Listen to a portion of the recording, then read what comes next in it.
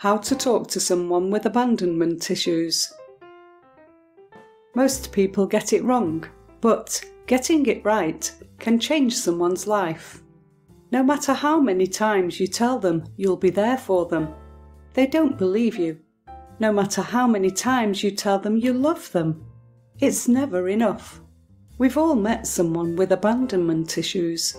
Some common signs that someone has abandonment issues are: they get attached to certain people quickly. They may have a series of short but intense attachments, either with friends or lovers. Other times, people with abandonment issues might cycle through a series of shallow relationships. They seek out new connections because they are lonely, but then cut the other person off before they have a chance to hurt them. Their loneliness drives them to find someone else, and the cycle repeats. They have a constant fear of unfaithfulness. In a relationship, this presents as a fear of cheating. With friends, this presents as a fear of emotional distance. They jump to worst-case scenarios.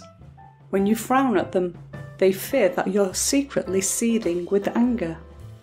When you don't text them back, they fear you hate them.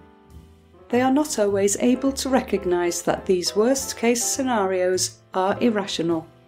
They can cling to unhealthy relationships because they don't want the other person to leave. They even sabotage their relationships.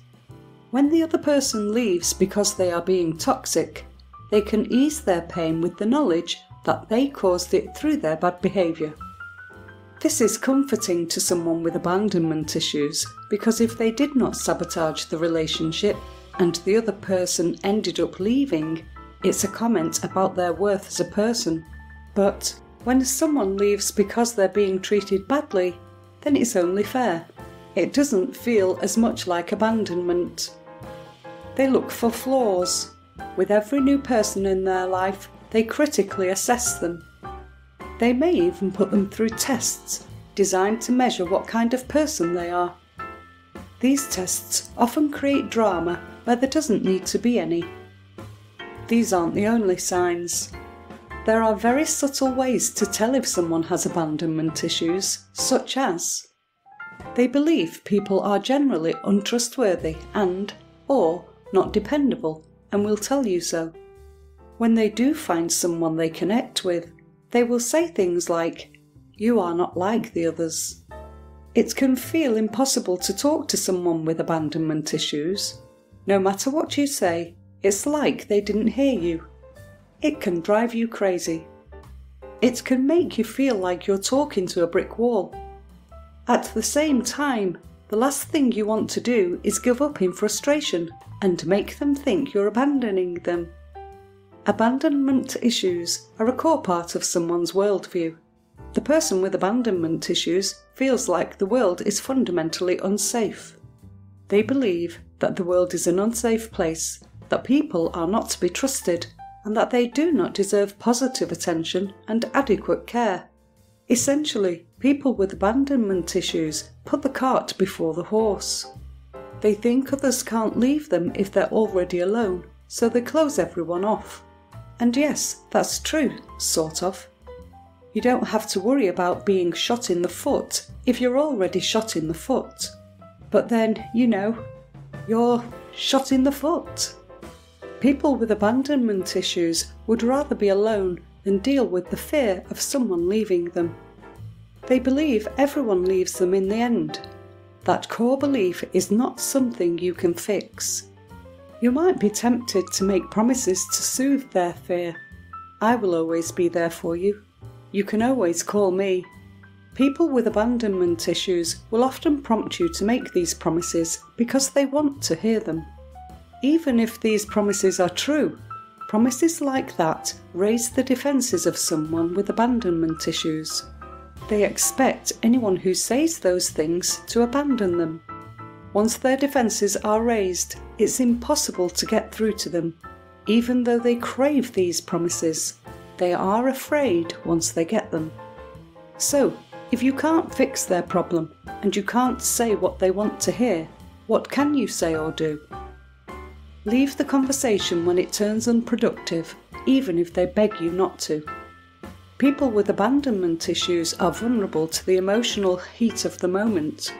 During a difficult discussion or fight, they are overloaded with fear hormones. Do the both of you a favour and step away from a conversation when it turns emotional and unproductive, even if it appears to drive the other person to despair. Tell them clearly and firmly that you are doing this for both of you, so that you are not in pain. It will feel a little like kicking a puppy, but it has to be done. The alternative means staying and enabling their abandonment issues to get worse. After 3 or more hours, get in contact with them again. 99% of the time, you'll find the other person has calmed down. They will usually be able to identify that they got over-emotional. Tell them when you're feeling trapped or manipulated. People with abandonment issues will often try and corner others verbally. Their goal is to make the person they're talking to say what they want to hear. They will use tricks like telling you what you think, feel, or mean, using hypothetical questions to corner you, making leaps of logic which make no sense. For example, them: "You are only here because you pity me." You: "That's not true. I'm here because I want to help you." Them: "Yes it is, I can tell." You: "That's not true." Them: "I can tell. You said you're here to help me. That means you are only here because you pity me." In this example, the other person used an indefensible leap of logic to tell you what you mean. Every time you play into their fears, you are making their abandonment issues worse. If you really want to help them, point out when they are doing this to you. Say things like, "What are you trying to say?" "I'm sorry that's what you think, but that's not what I meant." "I feel like you are trying to make me say something." The person with abandonment issues won't necessarily agree with what you're saying, but saying that will derail the point they were trying to make and force them to have a real conversation again. Don't take their bait. People with abandonment issues lay a lot of bait. They might have a sad facial expression, baiting you to ask what's wrong. They might sulk a certain way, baiting you to come to comfort them. They might send you an ambiguous text, baiting you to ask for more information. Here is an example of baiting. Them: sulking in a corner. You: "Is there something wrong?" Them: clearly lying. No. You: "Come on. I know there is." You go over to sit by them. "What's wrong?" Them: clearly lying. Nothing. You and them go back and forth for some time, you goading them to share what's wrong. This bait is a ploy for attention. The longer you spend goading them to talk about what's wrong, the more they feel like you care. This makes them feel better in the short term, but it reinforces their abandonment issues. The second you are not actively encouraging them, they go back to feeling abandoned. You should respond to bait, but instead of saying what they want you to say, you should respond by prompting them to explain what they're feeling. If they do not clearly communicate back to you about what's bothering them, the conversation should end. For instance, here's an ideal response to the same bait. Them: sulking in a corner. You: "Is there something wrong?" Them: clearly lying. No. You: "All right, I'll take you at your word. Let me know if there is." Them: sulking for some more time. Them: "All right, this is what's wrong." You made a clear offer for help, while at the same time not giving them the response to the bait they wanted. This forces them to acknowledge their needs and clearly communicate them, which is the antidote to all kinds of emotional issues. You might also say, "Is there something you want to say to me?" I can't read minds. If there's something on your mind, you have to use your words. Positive responses to baits will not always work out so smoothly. It may take many days, weeks, or months before they get the courage to communicate clearly. What you can do for them is be a steady presence, giving them constructive responses to their bait until they are. People with abandonment issues don't do these things on purpose. These responses are reflexes built up from being abandoned. They don't realise how destructive their behaviours are to relationships. If they did, they wouldn't do them. I know, because I used to be the same way. These are the same things I used to say to others. I have many memories of sulking in a corner, as a ploy for attention, waiting for someone to come out and talk to me.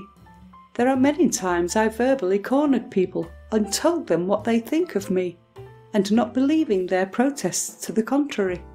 What caused me to change my behaviour was recognising that these behaviours were causing me more harm than good. My abandonment issues kept me in a relationship with a man who was not good for me. Despite him not being good for me, I derived a lot of comfort from this relationship because I knew he would never leave. But eventually, the damage became too much. To save myself, I had to face up to my abandonment issues. I had to be the one to leave. This is how people get over abandonment issues. They learn that sometimes the right thing to do is leave. Once we learn how to leave others, we have empathy for those who leave us. Luckily, people don't have to leave to learn this lesson.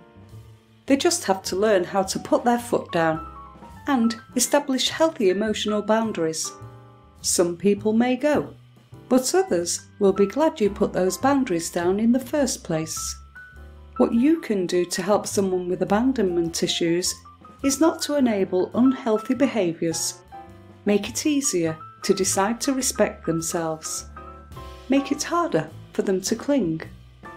It sucks worse than disciplining a beat old dog. But if you love someone with abandonment issues, it's the best thing you can do.